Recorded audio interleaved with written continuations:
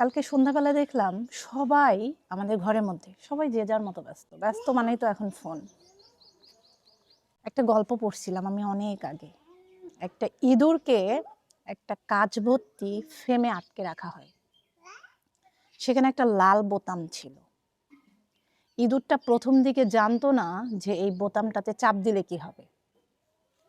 তো সে 2-1 দিন থাকার পর হুট করে তার শরীরের কোনো একটা অংশ লেগে ওই লাল বোতামটায় চাপ পড়ে।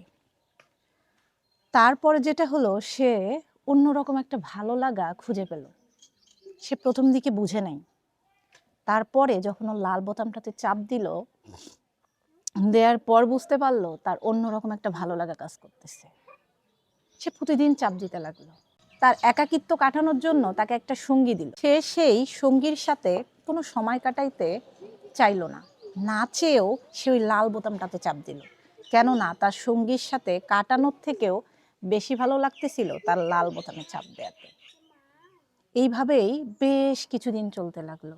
সে খাওয়া দাওয়া সব কিছু ভুলে শুধুমাত্র ওই লাল বোতামেই চাপ দিতে শুরু করলো। একটা সময় তার শরীরে আর শক্তি থাকলো না, তখন তার শরীর একেবারে ছেড়ে দিছে।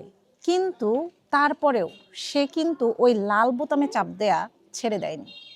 এরকম করতে করতে সে একটা সময় কিন্তু চলেই গেল। আমার মনে হয় আমাদের জেনারেশনটা এখন ঠিক এই জায়গায় এসে পড়ছে। সবাই শুধুমাত্র ব্যস্ত ফোন নিয়ে। আমরা যে কারোর সাথে খেলবো, আমরা যে কারোর সাথে গল্প করব, আমরা যে কারোর সাথে সময় কাটাবো, এটা আমরা ভুলে গেছি। আমরা শুধুমাত্র কি আমাদের ভালো লাগা মানে আমাদের ফোন, এর বাহিরে কিচ্ছু না।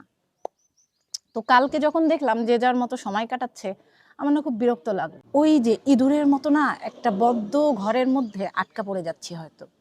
ফোন ফোন আমাদেরকে নিয়ন্ত্রণ করতেছে।